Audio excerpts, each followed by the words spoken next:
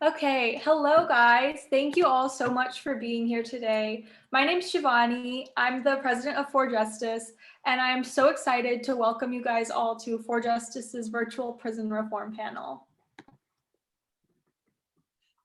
So For Justice is Emory's justice reform organization that has collaborated with national groups such as Can Do Clemency and Families Against Mandatory Minimums. Through our work with these groups, we have learned a lot about what it's really like to be in prison, as well as how the justice system actually works. We want to share some of that with you all today. So we have invited some of the leading voices for justice reform who have also experienced incarceration firsthand. So we're going to first welcome our first panelist, Kevin Ring. Kevin is the president of Families Against Mandatory Minimums. He has testified before Congress and state legislatures all throughout the country on sentencing and prison reform. You might recognize him from his appearances on Fox News, CBS News, MSNBC, or NPR, or from his articles published in the Wall Street Journal, National Journal, and the Hill newspaper. Do I go? We're just going to introduce everyone. So next we have Chalana McFarland. Chalana recently received a commutation of her sentence under the Trump administration, and since leaving prison and reuniting with her daughter, she immediately got to work as a project manager at Can Do Clemency, where she works alongside Amy Pova and other justice reform advocates. And lastly, we want to welcome John Bolen. John Bolen was granted clemency under the Trump administration after spending 13 years in prison for essentially lending someone his boat. So now he's using his platform to educate students about the conspiracy law and other unfair sentencing guidelines. So we're very honored to have these speakers with us today, and we can't wait to jump into the questions. We have some questions that you guys sent into our Instagram DMs, but please feel free to type in any additional questions in the chat box. We're going to go over to Anushree for the first question. So for the first question, I would like to ask our panelists to share their story and tell us a little bit about why you're here today.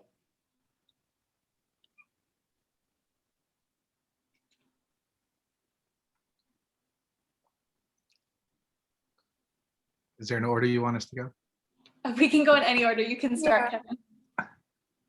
Kevin. I'll just start. I'll be brief. As Shivani said, and thanks for having us. My name is Kevin Ring, and I'm president of FAM. I've been with the group for 12 years, except for 15 and a half months that I spent in prison myself. I'd like to say I was still working for the group, but I was on the inside doing some behind the scenes reconnaissance to better understand the people we were advocating for. But I was a lawyer. I worked on Capitol Hill, starting in the early 90s. And, I worked on Capitol Hill in the House and in the Senate full time, went to law school at night. And then when I finished, became a lobbyist. And it was during my time that as a lobbyist that my boss and then our firm came under federal investigation for public corruption charges. And I ended up fighting against those charges through 2 trials and appeals all the way up to the Supreme Court and lost.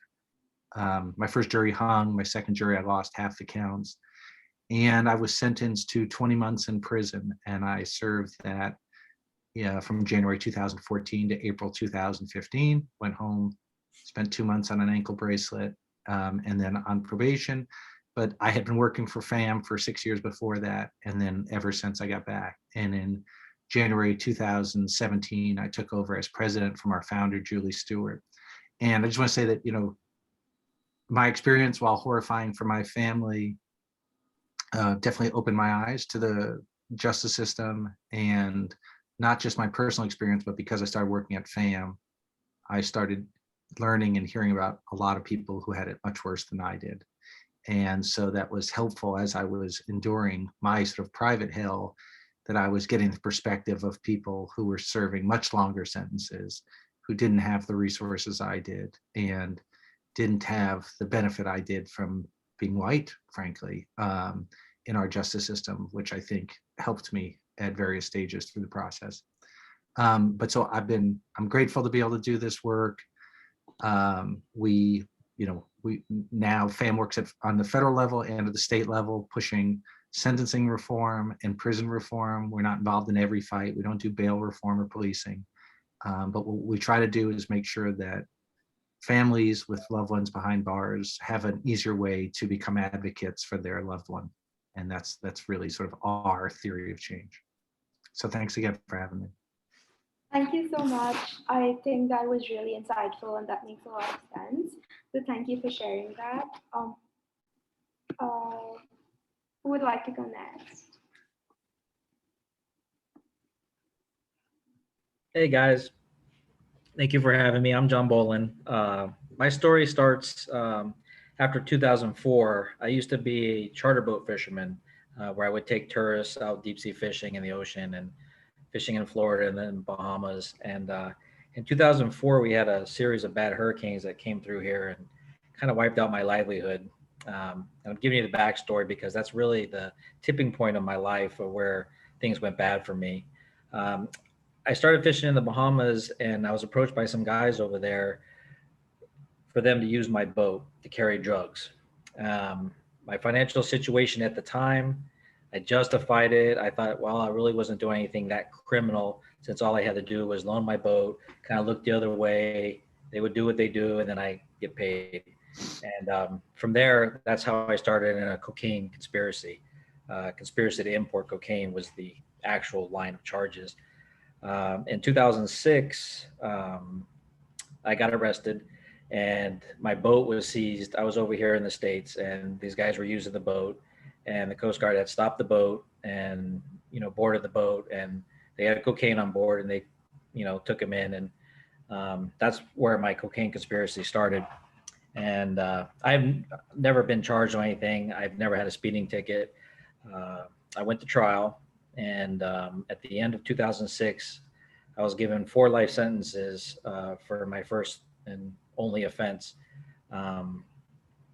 One thing that was shocking was during the trial, I learned everything about conspiracy at the time, where I was held liable for all the actions of everybody in the conspiracy.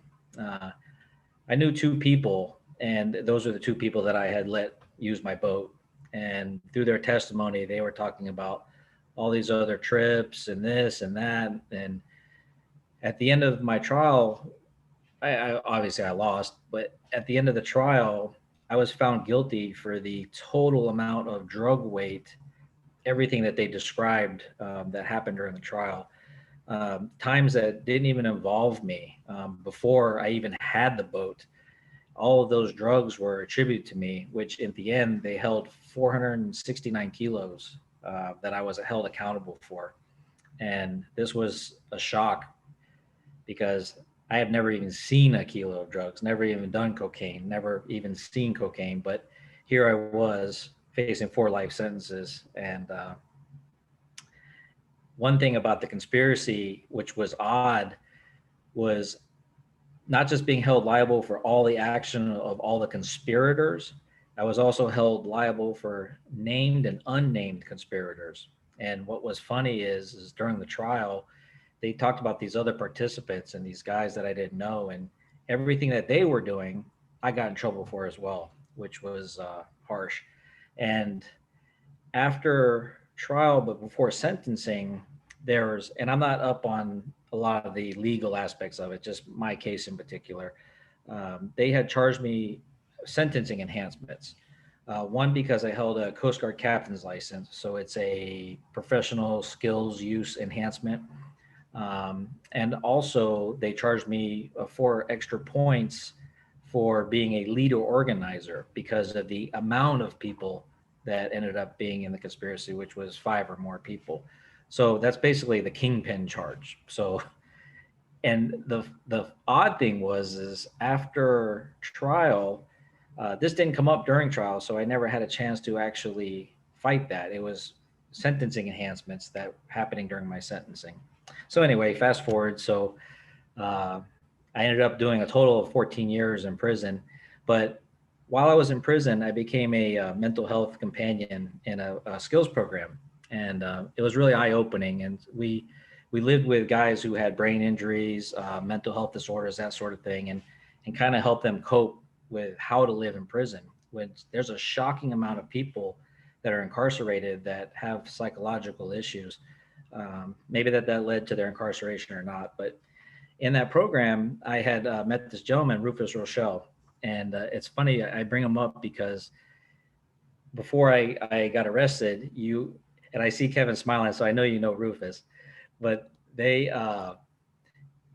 you always hear there's never any good people in prison. It's all bad guys, and what you see from the movies and that sort of stuff. And Rufus was just a gentleman. And so anyway, long story short, I'm telling him about my story, and I spoke about my family, which was something I never really did with anybody in prison. I didn't even bring up my family, but I was telling him my story, and he says, "Wow, you've got to get with Amy of Can Do." And I had never heard of Can Do. And so I had my wife reach out to Amy, and that was the blessing that is why I'm sitting here today. My wife had reached out to Amy, and Can Do put together a fantastic clemency petition for me, and was able to forward it to the White House, and along with Alice Marie Johnson, and just we got noticed. And in October of last year, I was granted clemency from President Trump, and it was just the most incredible thing. I had come to terms with, and I think it was a coping mechanism, but I had come to terms with, I was given 4 life sentences. I've lost every single appeal. I didn't see anything coming down the wire as far as law changes. And Shay mentioned earlier about how FAM was great as giving us the updates and keeping us, up to date as far as the new laws and that sort of thing. And it was nice. I want to second that, because it was nice that in prison, you hear all these rumors, parole's right around the corner. He's on the president's desk. He's got to sign it. That was a famous one. And everybody gets their hopes up. And then we would see a newsletter from FAM that lined out everything about pending bills, things that were going and coming, kind of dispelling the myths. And that kind of kept everybody grounded. But having the advocacy groups like Can Do, FAM, TAG, those mean so much to incarcerated people, because you lose hope. And I had lost hope. I had 4 life sentences, and I had kind of come to terms with, I'm just going to die here. And, it's hard to balance being realistic and losing all your appeals and just having no hope, and that was really tough. But having that support system was incredible. And then now sitting here, seeing all that you guys are doing is awesome. And I wish I could send this back to the people that I left behind, because there's a lot of good guys in prison, like Rufus Rochelle, people that are they made a mistake along the way, but because of the way the Justice Department is, the way some of the laws are, you get railroaded, and you end up in a bad situation. And I made a bad choice. I made a bad decision. I deserve to be punished. I let these guys, I knew what I was doing. I justified it. I rationalized it in my brain that I wasn't doing anything that criminal. And that's where my thinking went wrong. So I definitely deserve to be punished. And I feel the 14 years was enough. I don't think I needed a life sentence for it, but I'm extremely thankful to be here. So thank you all. Thank you so much for sharing that. I think one thing which really struck me was what you said about mental health, and that, everyone has a different story, and there are some gentlemen in prison too. And like, it's just media who portrays that, it's only the bad guys who are in prison. I think that's something which is really important for all of us to remember. So thank you for sharing that. No problem. So Chalana, would you like to go now? Thank you all for having me. I know a lot of you all were interns at Can Do, and it's so good to see all of you again. I have been very busy over the last few months. For those of you that don't know me, I'm Chalana McFarland, and I served 15 years in federal prison for mortgage fraud related charges. Like Kevin, I was an attorney prior to going to prison. I was a closing attorney. My clients committed mortgage fraud, and I was grouped in under the conspiracy as well. I went to trial, and at trial, I was given a 30-year sentence as a first-time nonviolent offender who had never even, like John, had a speeding ticket. And it was unfathomable that it appeared that at the age of 35, my life was going to be over. And I left a 4-year-old daughter at home. My daughter turns 21 next week. But I was fortunate, by the grace of God, I was able to be released under the CARES Act last June, which is an act that allowed people with certain medical conditions who had done a substantial amount of their sentence to be transferred to home confinement. So I wore an ankle monitor, but I was home and I was safe from COVID, which is running rampant through our federal and state prisons and jails. And a lot of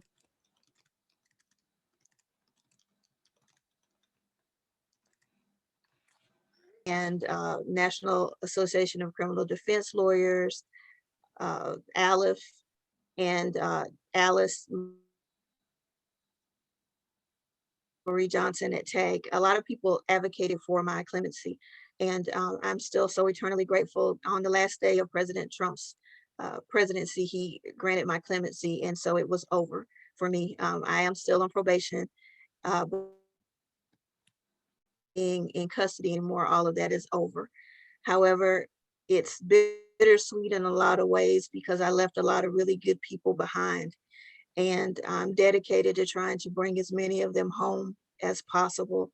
I work now with Can Do Clemency as a volunteer project manager, and we try to do compassionate releases, which allow people who have been denied by the warden for release to file with their judges so that due to their extraordinary and compelling circumstances, they too can be released and come home.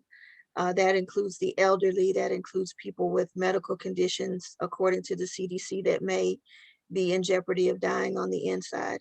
FAM is a huge leader on compassionate release, but there are so many people that need help on the inside that there is abundantly more than enough work to go around for anyone that's willing to help.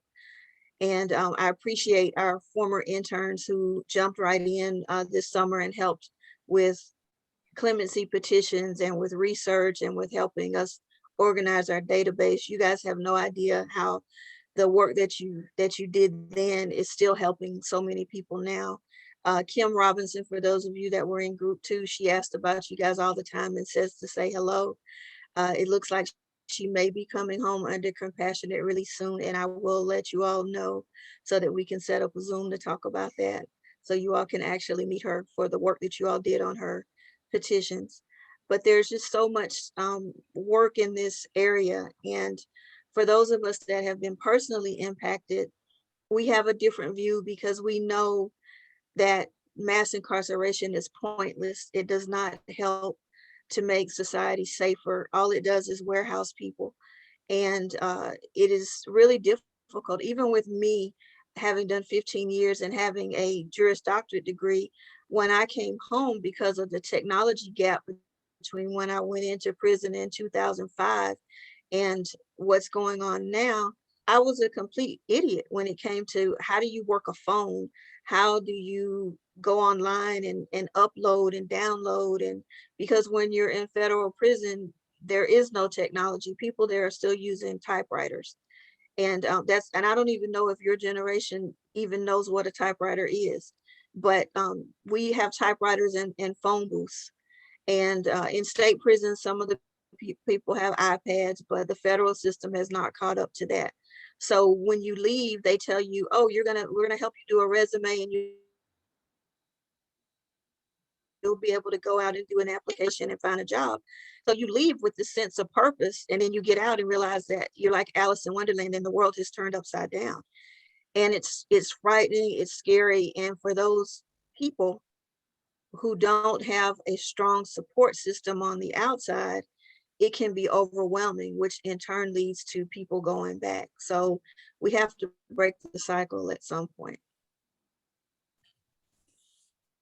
Thank you so much, Jolena, for sharing that, and it's so nice to see you again. We loved working with you, and like we miss it, but we're also enjoying our internship with Sam. But I'm so glad to hear about Kim Robinson, and we would like love to meet her if we could.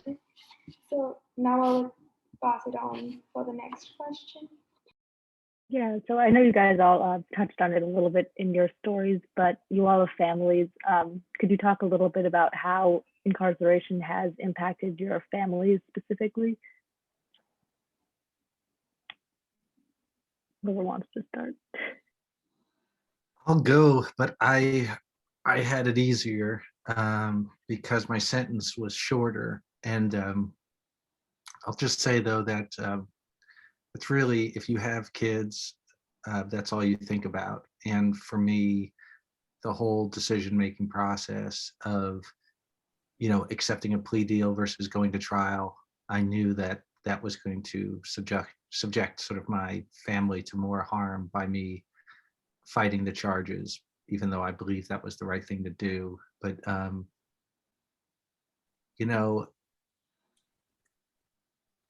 with kids, for me, it was the thing I worried about most, but it was also the thing that was able to keep me focused on being present in everything that was happening, because I knew there was this chance I'd have to be away from my daughters, and they were young at the time, and they went through things that in some ways, I mean, one of them was young enough. Luckily, I have two young daughters. And after cooperating with the government for 2 years, one morning at 7 a.m., they raided our house. And, one of my daughters was, I think, 6 at the time, and she was just in her pajamas watching TV downstairs. And, 15 FBI agents surrounded the house, with guns, and were banging on the door. And it was pretty, stressful and invasive. And, but she was young enough that she didn't totally get it. And so she said, why is this happening? And, I just said, they're trying to catch bad guys, and we're going to help them if we can. And, and so I was walking her to the bus stop, and she said, I said, are you okay? Because the agents wanted to follow us around the house. I just said, no, I'm going to take her to the bus stop. And then we're walking to the bus, and she said, yeah, everything's fine. You just didn't tell me the FBI was coming over this morning. And I just said, well, I didn't know they were coming. It wasn't like, this wasn't planned. And then when I picked her up from the bus stop that afternoon, she said, I told all my friends I couldn't have a play date today because the FBI was at our house. And I thought of all these first graders going home and telling their parents that and what they were going to think. And, I just feared for them. I feared more about what the impact would be on them. But it also felt like a moment of truth. I wanted to do them proud by doing the right thing. And for me, that meant telling the truth, even if there were consequences. And so, like I said, it was easier for me. I was only gone 1.5 years. But that was easily the hardest thing. I talked to them every day. We get 10 minutes of phone call. You get 300 minutes. So I'd take 10 minutes a day, split it up, 5 minutes with each of them. We'd email. I'd help with homework when I could. I try to do all the things that I could do, parent from there, and they would come see me once a month. But everybody in prison who has kids, that's all they're thinking about is trying to get home and see them. And at FAM, part of the reason we're so focused on families of incarcerated people is because our culture doesn't have a lot of sympathy for those who commit crimes, even if they're not serious crimes. But what we don't always take into account is the families who are innocent collateral damage. They didn't do something wrong, and they also are reeling, and the impact for them can be great. So that's why we try to make sure that their voice is heard. But all I can say is the worst day of my life was leaving that morning and leaving my young daughters behind. And it makes you appreciate every moment you have, but it's really it's the hardest thing. Thank you so much for sharing that. That sounds very rough, and I'm glad that you're back now and you've been able to watch your daughters. Thank you. Shay or John, would you like to share as well? I think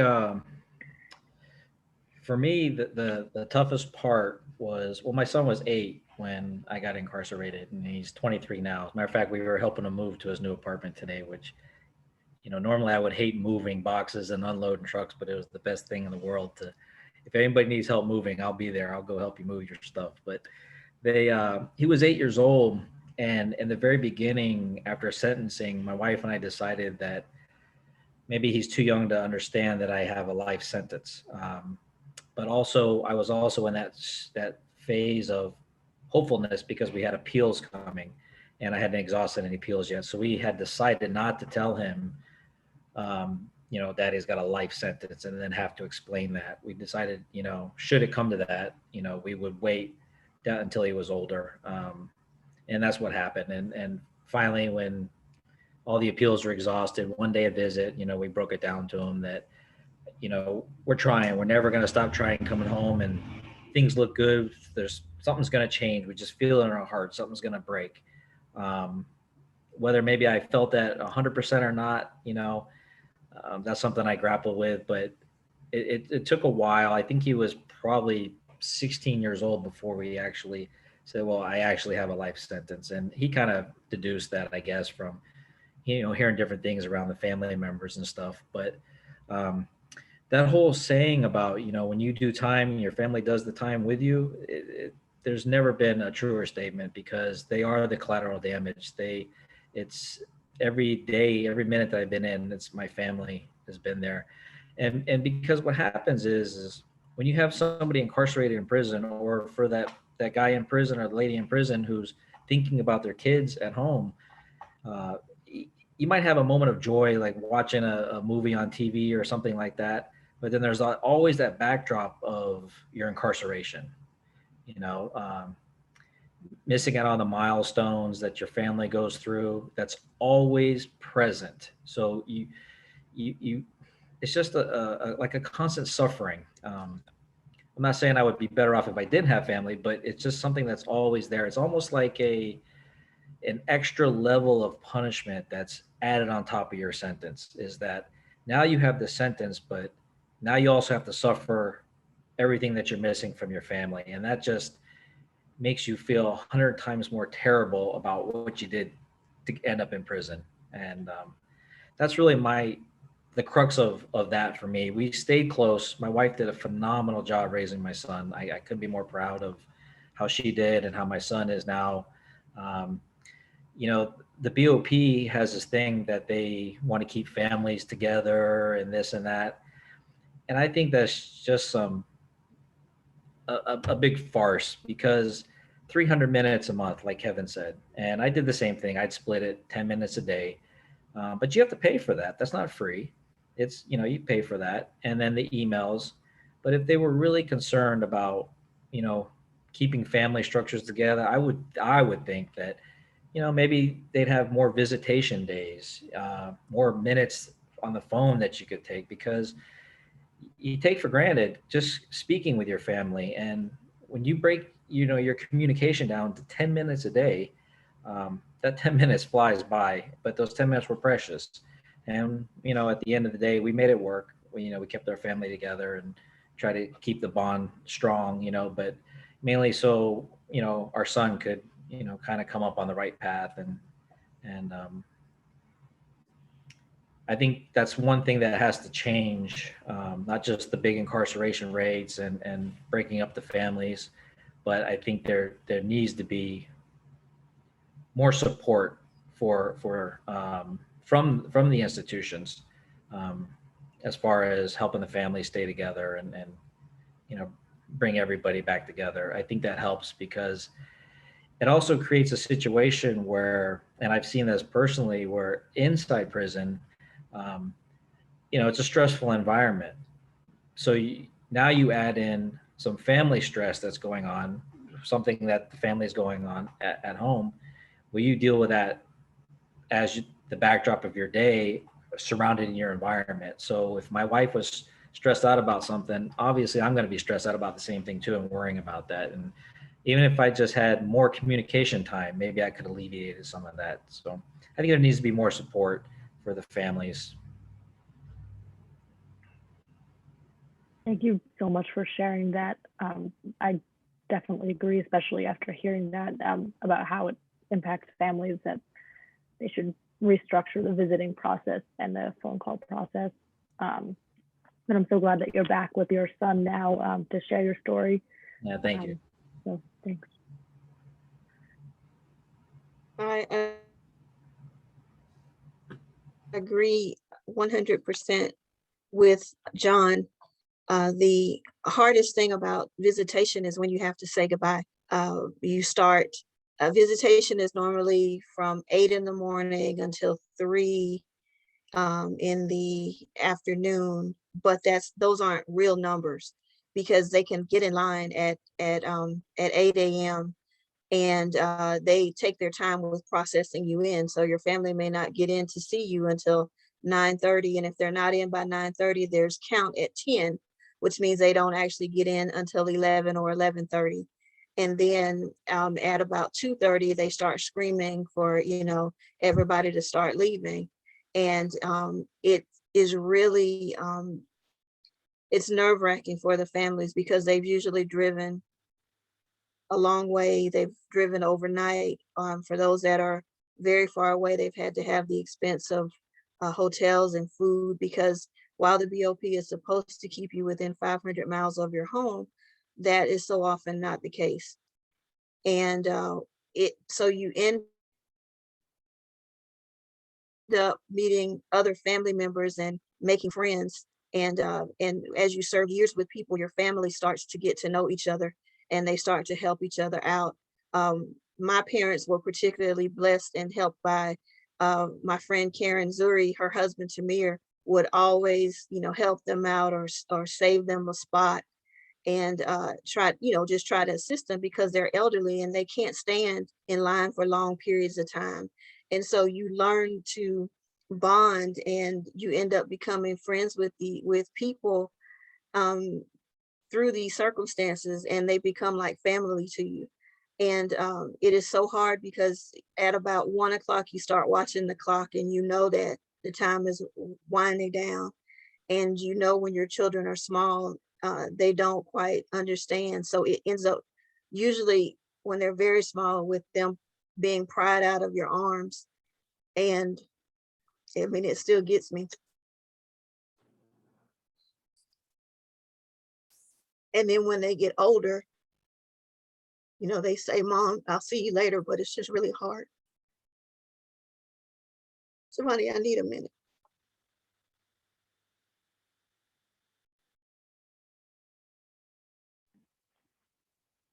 Thank you so much for sharing that. That sounds really hard. And I really appreciate you guys all being so honest in your responses. And I hope that everyone understands the impact that being incarcerated can have on families. I'm gonna pass it on to Kayal for the next question now. We can take a second. Thank you. Yeah, I just want to say thank you again. I know that this must be very difficult for you all, and we really appreciate being able to hear these stories, because these are the stories that that aren't often told. These are what people don't realize about what's wrong with the system, and so we really appreciate that. And so we're also wondering that there is a lot of media attention on certain aspects of prison or of the criminal justice system. What do you think that is the biggest misconception, or the biggest thing that people just don't know about how the justice system really works? And if any of you want to jump in, Mr. Kevin or Mr. Bolen will give Ms. McFarland a moment. There's a lot of things that people don't know, and you can't know unless you work in the system or you've been in the systems. And doing the advocacy that a lot of you all are doing, which is great. It's hard to get to know the system. I didn't know until I went to trial just even how jury selection worked, and that was so disturbing to watch. The government, how they tried to choose who would be on the jury. But I'll say this, because FAM's done some work on this. Most people think that you get punished based on what you did. And so that we have this proportionality that if you commit a more serious crime or you're more culpable, you get a longer sentence or stiffer punishment. If you commit a less serious crime, you get a less serious punishment. Just that idea of proportionality, which is really fundamental to our justice system. And what I was struck listening to John and Chalena's things is they are both examples of what we call the trial penalty. They were hit a lot harder because they went to trial. I don't know what their plea offers were. I know that in my case, that because I did not plead guilty and cooperate against others, the government sought, after the end of my trial, after I was convicted, a sentence of 17 and a half to 22 and a half years for me, after having sentenced my boss, or sought, who's cut a plea deal, to 4 years. So it became clear to my judge that it was not about what I did. It wasn't my conduct. I was a smaller fish, much smaller, but it was because I went to trial. And in this country, and Sixth Amendment gives us all a constitutional right to go to trial. And we forfeit it at an amazing rate, because if you exercise it, you will be hit much harder. And so you get sentences like John's, right? I mean, under no system of justice, assuming everything the prosecutors thought he did, there's no world in which 4 life sentences make sense. The only way you get there is a system where he doesn't cooperate and plead guilty, exercises a fundamental constitutional right in the Sixth Amendment, and then gets buried for it. And people don't know that it happens. FAM, I'll put in a small plug. We released a documentary last year called The Vanishing Trial, and it highlights 4 stories of people who faced the trial penalty. And that's just something I don't think people know. They don't realize that 97% of all criminal cases in our country end in plea deals. No one goes to trial anymore. If you do go to trial, you're likely to lose. I'm sure John had a sense he was going to lose, but there's at some point where you just feel like, I mean, some people just get an offer that's so bad anyway that they already think is much higher than their culpability. In my case, I believe genuinely, still do, that I was innocent. I realized somebody else, they felt differently. But that gulf, right? So I think if you plead guilty and cooperate, and if you take responsibility and you save the government from having to try you, I think there's nothing wrong with giving somebody some incentive for doing that. And the federal sentencing guidelines, prosecutors do that all the time.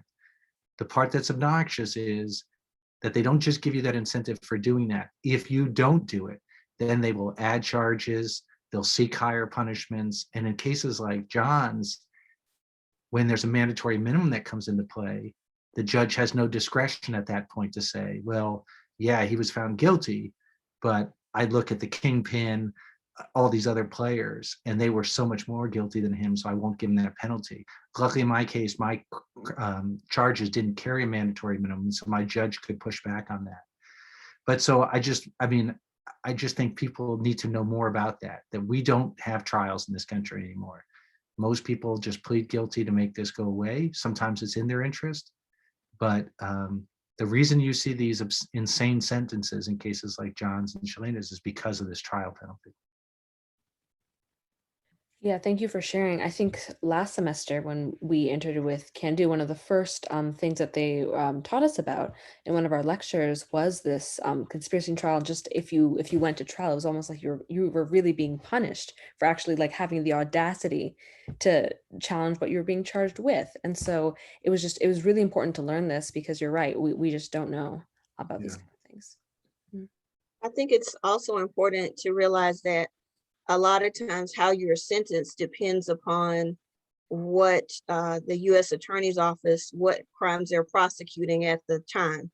They decide that they have these task force and they go in and they do these sweeps, and they're usually regional. If you'll look at the newspapers nowadays, you'll see where they're going after people with the PPP loans, and they're going in and they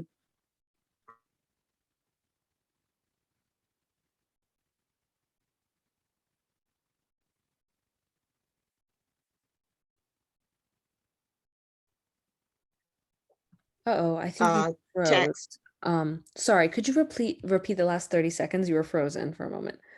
Okay, can you hear me now? Yeah, we can hear you now. Okay, I was just saying that they go through task force that pick topics of indictments. So it may be, in my case, there was a series of mortgage fraud arrests, and then they moved on to tax fraud, and then they moved on to Medicare fraud, where they picked up a lot of doctors. And now they're doing the PPP loans, which are the Paycheck Protection Program people that got COVID money and they didn't qualify. But a lot of times these people had legitimate businesses and they went through brokers who did the paperwork for them. And they didn't understand really what they were doing, but they're being indicted along with the rest of them. And they're being forced to plea when they really are not as culpable as, say, those brokers that did the fraudulent paperwork. The people just said, oh, okay, I'm paying you to do this for me, and they signed the paperwork. And so this is what they do. And then they put out these press releases that show, oh, look at all these fraudsters that we've convicted, or we've done this wave of drug arrests. And it's targeted. It usually affects brown and Black people the most.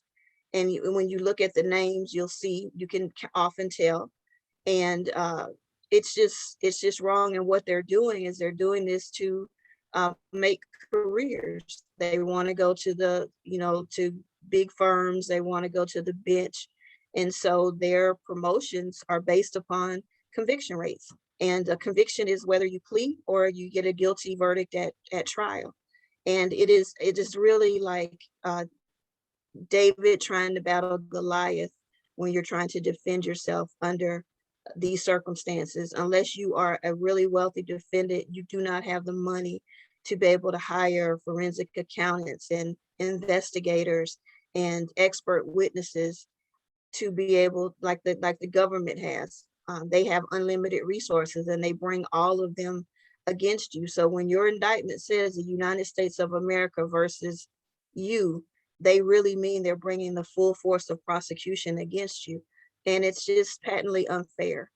And there needs to be something that's done about that. And it shouldn't matter if I commit a crime on the federal level, my sentence should be relatively similar if I were sentenced in DC or Florida or California.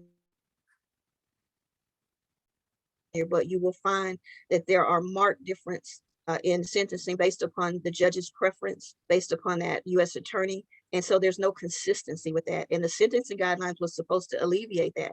But in fact, it has not done that. What it has given them is the ability to play math with moving you down the scale to amass more points so that they can sentence you to more time. Yeah. No, yeah, that's another thing we learned from it. It's almost like they're trying to like fill numbers almost by implicating all these other people. They're just trying to show, oh, this is on the outside, it's kind of an effective system, but really, if you dig a little bit deeper, it's quite the opposite. Yeah, so thank you for sharing. And Mr. Bolen, if you had anything you wanted to add to this question about misconceptions or what people don't know. I do. I saw a chat question come in and I didn't want to respond because my luck, I'll close out the screen or something, but somebody had asked how many, what is 4 life sentences? In the federal system, life sentence means you don't go home until you die. There's no time to that, like 20 years or 30 years. I think the old life sentence used to be 30 years, if I'm not mistaken. And then you still get your good time on that. But since they got rid of the parole and the new life sentence is when you die. But I would like to add to it, and I'm glad Kevin brought up the trial penalty. As far as what people don't realize, the first thing that happens, at least in my case and a lot of the people that I talk to, when you get arrested, a lot of people are denied bond. Technically, I had a non-violent charge. I had never been arrested. I wasn't a flight risk, surrender of the passport, all that, but I was denied bond. And that happens, from my experience of what I've heard, the overwhelming amount of cases. So what that has the effect of doing is it limits how you could fight your case. Because now you're stuck in county jail. You just got locked up. And county jail phone situation is hugely expensive. It's limited. It's not limited in terms of how much you can get on, but it's expensive. Access to legal law library, stuff like that is non-existent, at least in the county jail where I was at. So immediately it's like your hands are tied as far as trying to fight your case or learn about your case or talk to your lawyers and that sort of thing. That's the first thing. The second thing is there's a huge incentive for somebody who's cooperating with the government to lie. Um, and the minimum mandatory thing. And that's why I'm glad that FAM has been doing the work that they do as far as against the mandatory minimums, because the two co-defendants that I had, the two guys I loaned my boat to, they both testified against me as government witnesses, and they were sentenced to 84 months in prison. The same day I got my 4 life sentences. They had a huge incentive to fabricate things and blow things up and make them seem more than they were, because they had to prove to the government their value, because their sentences were in the weighting as far as how much less time they can get. The better cooperation, the more time they're going to get off. What struck me is with it being discretionary from between 10 and life, the judge didn't have to give me a life sentence. He chose to. Why? I don't know. I can't get in the mind of the judge. But from there on out, they fight you, like Shalane said, it's the United States versus little old you. It's the full force of the government. Now that extends all into your appeal process too, because it's every time you do an appeal, it's not just you pleading your case and the law and the facts of the case. There's the other side of that. It's their opposition motion to your appeal. So they fight you every step of the way. Final point of that is at the end where the clemency comes in. I never knew that I would have known, but when you file your clemency with the Department of Justice, the first steps that go through is they ask your prosecutor if what their recommendations are, or do they have any additional facts about the case. Who in their right mind would think that really your prosecutor that prosecuted you and has been fighting you every step of the way is going to say, yeah, okay, I'm going to vote for his clemency. I'm sure that happens in some cases, and I think there's like, I'm not sure, 6 or 7 other steps before you could even get to have actual consideration. That's why I'm so internally grateful for Can Do and getting me noticed. I know they gave President Trump a lot of grief in the media as far as they went outside the normal channels, to get these clemencies done. Because I think the Department of Justice's Office of Pardon Attorney system, I think that's a broken situation that needs to be changed. That's the last point that I wanted to make on that. Yeah, thank you for sharing. Yeah, because these things really aren't known. It doesn't feel like I feel like people don't understand that it's really like you guys both emphasized, it is the US versus you. And so there's just all of this, it feels like something you can't really win, at this point. So thank you for sharing. I think now we're going to move on to another question that Shivani is going to ask. Thank you. And thank you to all 3 of you for sharing your personal stories of how incarceration has impacted you and your family. I think it means a lot to everyone here to hear that and understand what this justice system is really like and understand the people behind the system. Lastly, we just wanted to ask for all the college students on this call right now, if you guys could share a couple of action items that you think college students could take to make an impact on the justice system. We can start with Kevin. Sure. I just want to say one thing before I say that, in response to that. We live in a very polarized time in this country where, everybody's in a tribe, and my team thinks this and my team thinks that. And we are, I don't think social media is helping that. I think we have our media is breaking down along ideological lines, and people are getting their news from different sources. And it's harder to find common ground. Criminal justice was actually an area where Republicans and Democrats did come together to make reform, both at the federal and state level. But I just want to urge you to avoid one temptation, which is that we're saints and somebody else is sinners, that we understand justice and everybody else is bad. So along the lines of something John said, the incentive is there for, witnesses to lie. And Chalana said something about prosecutors, they're trying to get promotion. These are all very, fundamental elements of human nature. I was really angry at my prosecutor, but when I would step back, I would think he probably sleeps really well at night. He thinks he's putting a bad person away, somebody who corrupted the government or something. It gets very easy to personalize this and act as if, whether it's the police or prosecutors or others, these are bad actors. And what I would urge you to do is rethink that, because I think there's bad teachers, there's bad plumbers, there's bad bakers, and there's bad prosecutors, and there's bad police. And what we want is better systems that produce better outcomes. So you don't want a system that it's in somebody's interest to lie. We want a system that catches that. We don't want a prosecutor whose career is advanced by doing that. All we need to do is change that incentive. But as long as that incentive exists, prosecutors are going to do that. So it's just one of those things where we don't need people to be superheroes. We need to change the system, get more checks and balances, more, sort of safeguards into the system so that people are protected. Our whole system of government, right? If men were angels, we wouldn't need government. That's Jefferson or Madison said that. And, we have checks and balances for that reason. We need independent judges to do sentencing because they're not on the prosecution team, because they're not on the defense team. We need that independence. And so I would just say, don't fall into the temptation that, all this group of people, the people who hold this job are bad people. There's very fine prosecutors who are doing a good job trying to keep us safe. There's good corrections officers. I've met a lot of awful corrections officers when I was in prison, but there were some good ones too. Those aren't great jobs to have. You wouldn't want to do that. For a lot of people wouldn't want to do that. So just try to avoid that temptation of being so tribal or creating a narrative. If there's a narrative that's like good versus evil, it's too simple. It's probably not right. So there's more nuance in life. And when I was your age, I didn't think that. I was very black and white. And so I'm just giving you a little bit of life advice from somebody who learned the hard way that life is very nuanced. In terms of getting involved, a lot of you already sound like you are, and I would encourage you to do so.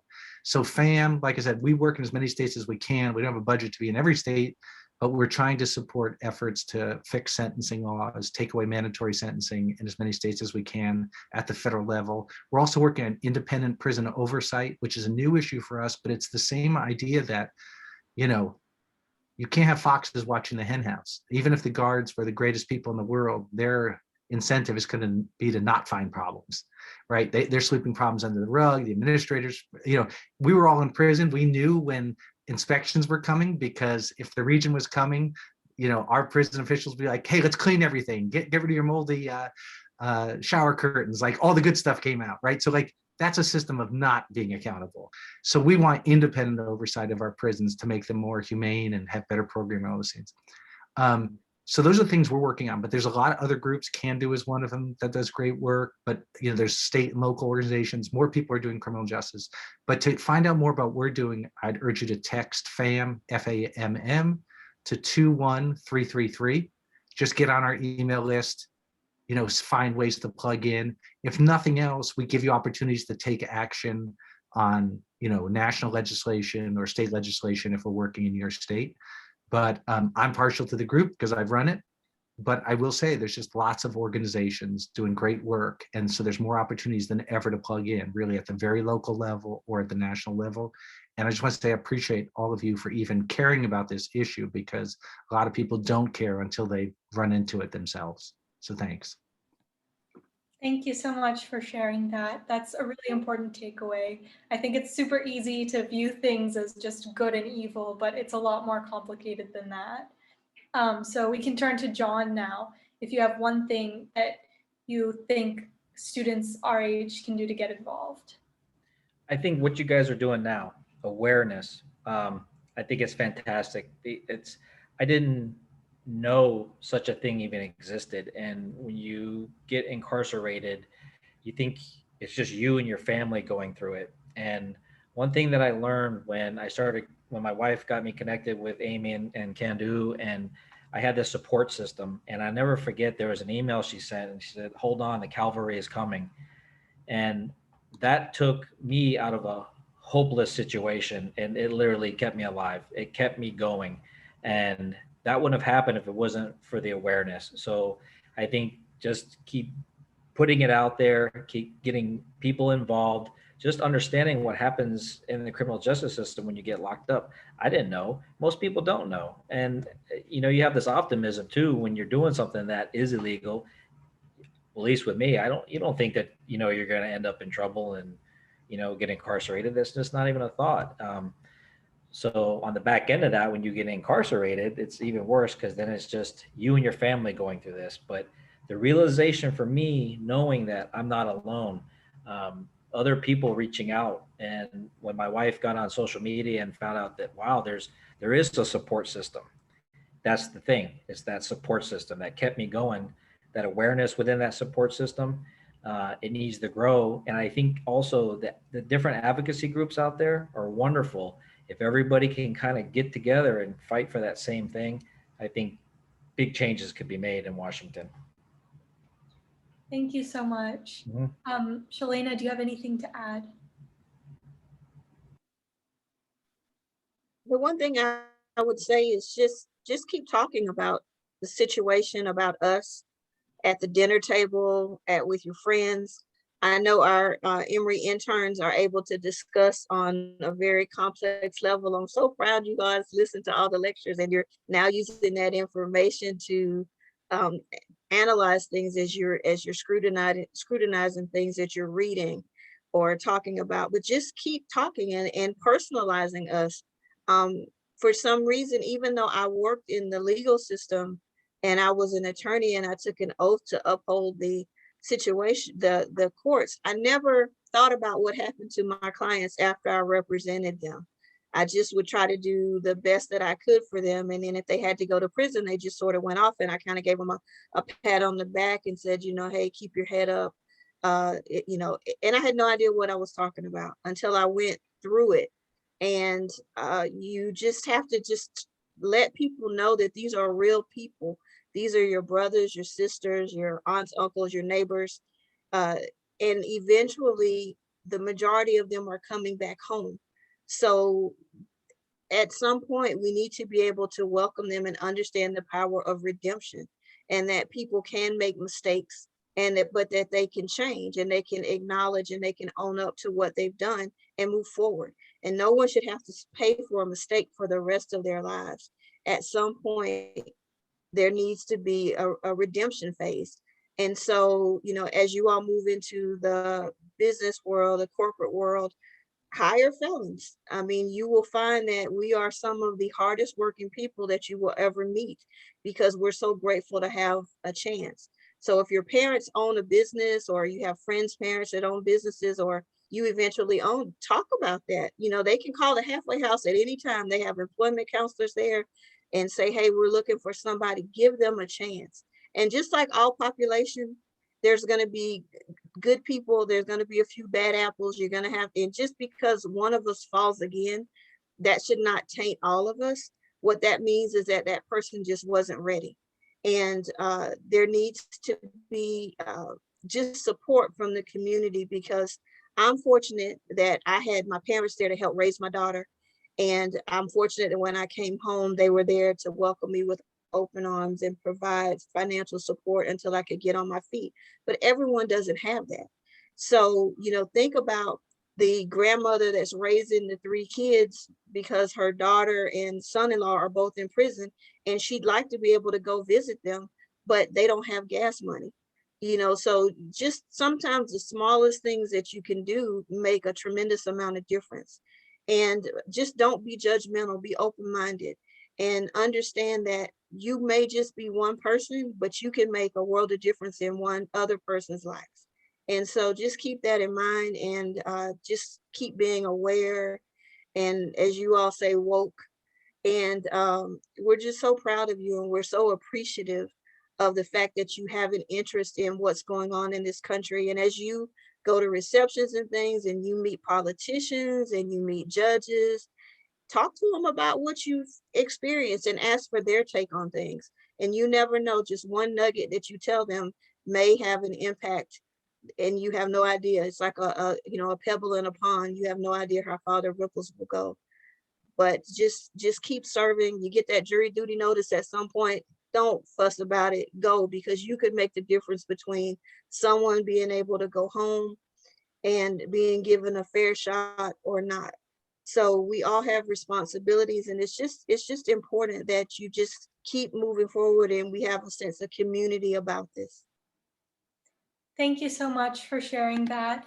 And thank you so much to all three of our panelists for joining us today. It means a lot to all of us to have you here to learn your stories. If anybody on this call would like to learn more about FAM or Can Do Clemency, please follow them on Instagram and Facebook and check out their websites. And if you enjoyed this event and want to stay up to date on For Justice's events or become more involved, please follow us on Instagram and click the link that Jay sent in the chat to join the general body. Thank you so much for joining us today. And if anybody has any questions, feel free to reach out to me personally or to reach out to the For Justice Instagram. Thank you. Thank you. Thank you so much.